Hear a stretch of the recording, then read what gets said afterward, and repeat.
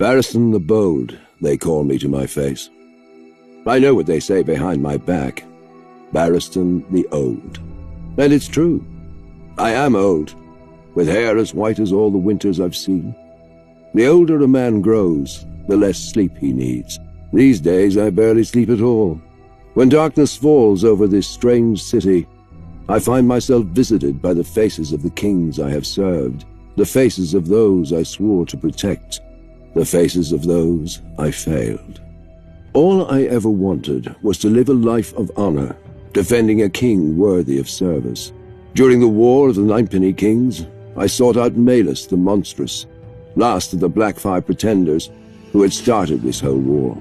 Malus believed that his Targaryen blood gave him a claim to the Iron Throne.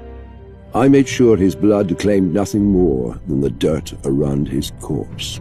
To show his gratitude, the king elevated me to his king's guard. It was the proudest moment of my life. But that king died, and I wasn't with him. Not that I could have saved him if I had been, but still, I vowed to do better with his son, the young Prince Aerys. For 20 years, his reign was peaceful and prosperous. Aerys was well loved by his subjects and respected by his lords. But as years went on, Aerys' temper soured. He became obsessed with dragons and fire, and the swords of the king's guard couldn't defend him from the enemies he saw lurking in every shadow. My king went mad. But there was hope. His son and heir.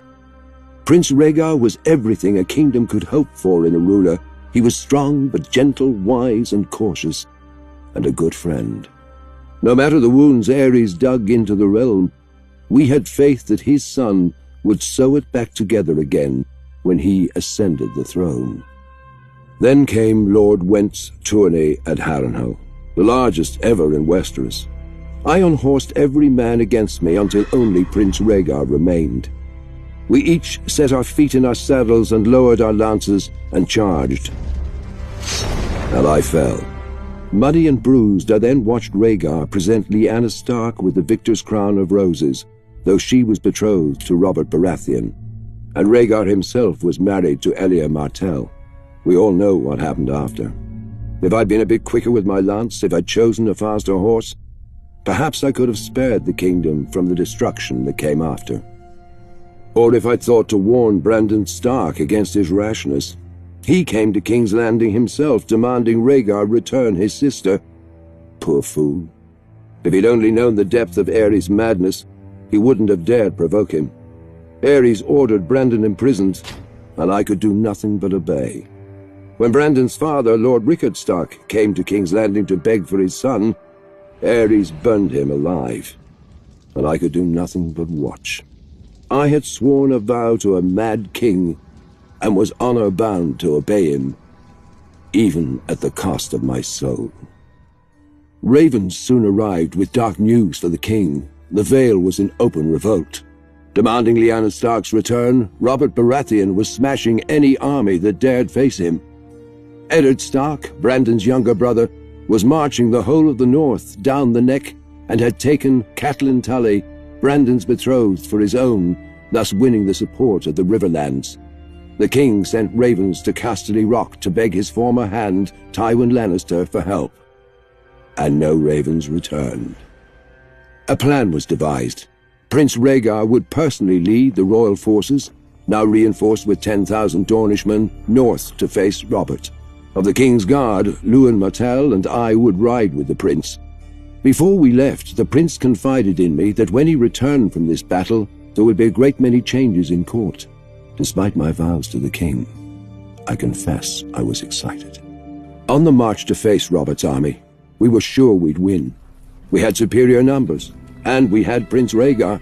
His presence lifted the spirits of our men, and he looked every inch the king he was destined to become. But at the Trident, the gods played a cruel joke. Robert proved the Baratheon words as his army smashed through our lines. Lewin Martell was killed.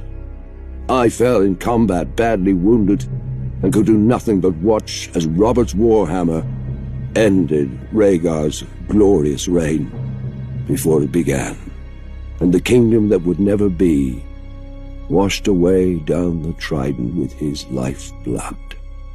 But Robert spared me, insisting his personal maester tend to my wounds, out of respect. But respect for what? A king's guard shouldn't survive one king, let alone two, and one who should have been. I swore an oath to House Targaryen, and I failed them. All that's left of their fire is a single ember halfway across the world, surrounded by darkness. If the gods were good, I would still be young in the fullness of strength. For whatever the cost, I will not let this ember go out. This time, I will not fail.